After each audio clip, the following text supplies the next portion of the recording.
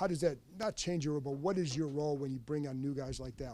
How do you go about maybe getting them acclimated and getting used to them? Yeah, I mean, you kind of said it, just like getting them up to speed. I mean, they come from a different system, and just getting them on track. But just spending time with them too, getting to know them as a person and individually as a player. But again, like that's how we have OTAs, right? And we got a lot of guys in the building, and shoot, we just had phase 3 day one. So it's been great, What have you seen from Jayden? Is he the same guy? Does he look better, different? He's growing for sure. Every single day that guy grows. And he keeps raising the bar for himself and for the team. And his leadership has been awesome throughout. And no, it's been really great. Hey, Tyler, good to see you. Speaking of him growing, looks like he maybe put on an extra little weight. Yeah, no, for sure.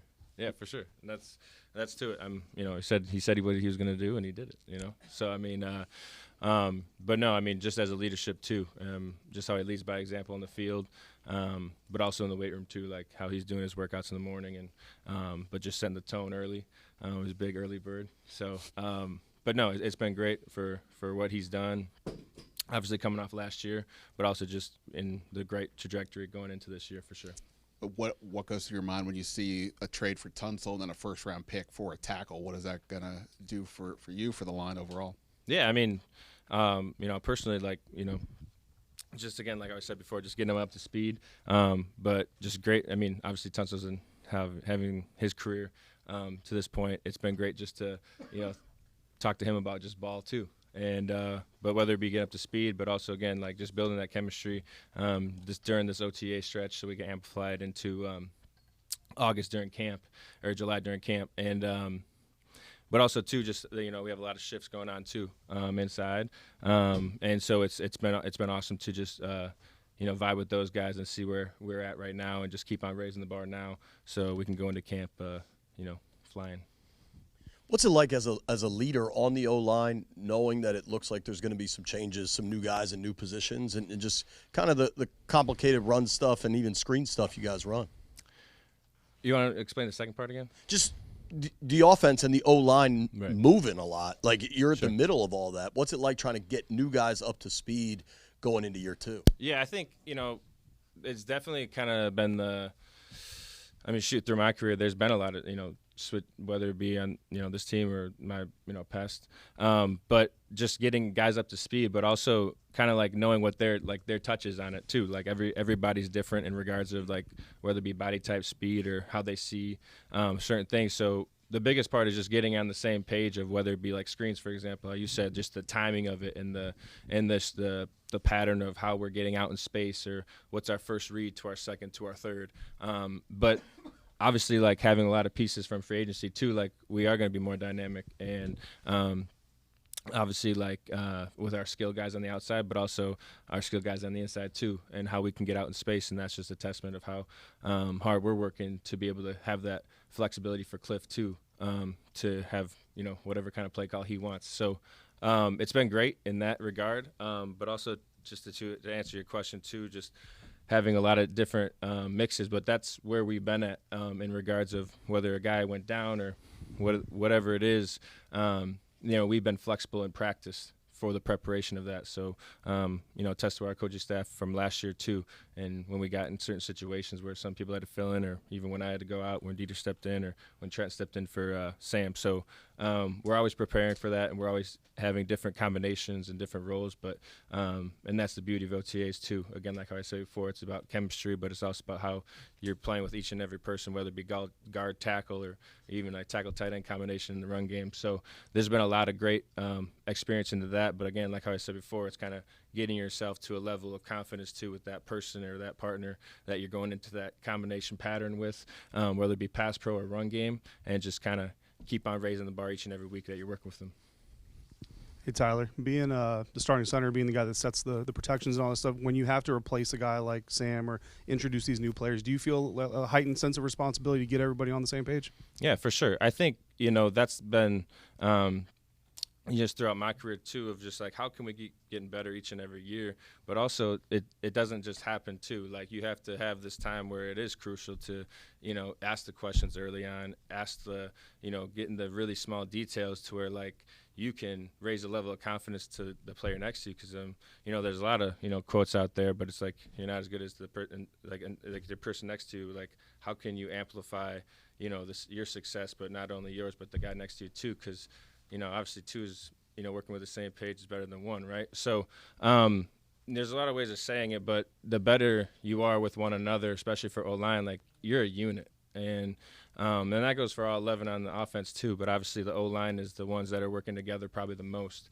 in regards of combination, or whether it be pass pro or run game. So that's at a forefront all the time. And just, obviously looking back at what we did last year, areas we can improve, and obviously we have strengths too, and just to keep those and raising the standards of that, but also making those improvements to where we need to improve. And I'm sure we'll talk to you again when the time comes, but when you look at the schedule initially and you see that trip to Green Bay early in the season, what are your thoughts on that? Closer to home for sure, for me personally, but it's a Thursday night game right away, so that's exciting, obviously, but at the same time, like, you got to look at camp first, right? You got to look at tomorrow's phase 2 day first. So, but no, I mean, obviously, like anytime I get to see my family is a blessing, and I love them, and obviously, if that, having a lot of family members there for me is great, but also at the same time, a win is a win for me. So. To come back and have not just Cliff come back, but pretty much the entire coaching staff come back, how much does that just help you guys as players as you build off year one? Yeah, I think it's huge. I think, having the coaching staff and just growing with them and a connection base of, just how we connected so fast year one, and how can we make those like small detailed changes, or just kind of going through where we can improve, like how I said before, but just the confidence there, and just the growth as a player, coach, or an individual, whether it be off the field too, of just making that connection and having that brotherhood bond, and that is huge for sure, and it's been great. This last month and a half has been a lot of fun. Do any specific examples come to mind for you when you talk about having increased flexibility in play calling or the playbook? Anything jump out? In what regard? Like with all the new additions, you're talking about you're going to be more flexible and maybe open up the playbook a little more. Yeah, I mean, in that regard, like how detailed we can be and how efficient we can be, and whether it be outside zone, inside zone, mid zone, whether it be gap scheme, G scheme, whatever it may be. That's kind of what I got to. Like the more efficient we can be in a lot of different patterns kind of opens up the whole playbook too. And obviously, we're going to open up the playbook, but in regards of how efficient we can be, it's it puts a toll on the defense of how much they have to prep. So the better we can be, we can fire all guns. But by efficient, do you mean like running more plays out of different looks? Or I guess like what do you mean by efficiency? Sorry.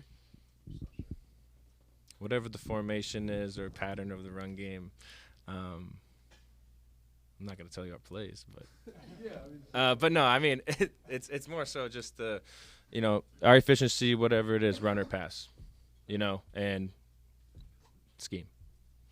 Yeah. Okay, so just one from me then the last one is up for grabs, everybody. Hey Tyler, when you reflect on last season, all the games are tough. It's hard to win a game. But are there any other lines or defensive lines that you all went up against that you said, you know what, that was a tough matchup, excluding the NFC Championship game or anything like that, but in the regular season last year? In like what direction are you pointing that at? So in terms of the offensive line, you all said, as a line, that was a really tough matchup. Win or lose, it was just one of those games that, when you think about last year, any lessons learned from last season, you say, hey, that was a tough one that we can learn a lot from. Like, are you talking about the NFC Championship game? No. Or are you talking about any D-line? Okay. I mean, shoot, like, obviously, like, you look at our games that came down to last year, and, we've been in some tough ball games. I mean, that we've come out on top as a win in a lot of situational football. So there isn't an easy game, and it comes down to just, again, like how efficient can we be, even, keeping the pocket clean, and how can we make sure our run game you're keeping it, 4 yards on average, when you get a run, or like when you do get a run, like how efficient can it be in regards of, it's not quote unquote maybe the D line, but it is considered front seven for sure in regards of the box. And we played a lot of, tougher teams on stat lines that were, quote unquote stats, but in regards of like whether they're in a good run game or pass game defense or whatever it is. So it doesn't just kind of revolve on the D line side, but I would say like the more efficient we can be, whether we don't turn the ball over, in regards of how efficient we are in the run and pass, but also to keep drives going. And obviously, like you look at our fourth down rate and how we progress each and every week too. So I mean, I don't want to pinpoint like a certain team or anything like that. It's just more so like how efficient we showed up that given day, and that's at a premium every week. So sometimes it comes down to certain teams or whatever it may be, but I couldn't give you a certain team at the moment. I would just say like we just have to be locked into the little small details and keep that ball rolling, and obviously you want to score touchdowns, so just keep it to be efficient. Tyler, obviously you and many others came over here last year and helped establish this culture, build this culture. What is that like now, year two, to have a really good culture in place? And one, how do you build on that? And two, how do you kind of be that gatekeeper of the new guys coming in this year and have them hold to that standard? Yeah, I mean, obviously, we're a great group of guys that, we want to help in any way we can for the, the rookies coming in or even free agents coming in, and just setting that tone of our standard. And we had a great opportunity the phase one just to get to know everyone and kind of get to know everyone's story, and our coaches had a great set up for us to get to know one another, not even in this career, but like what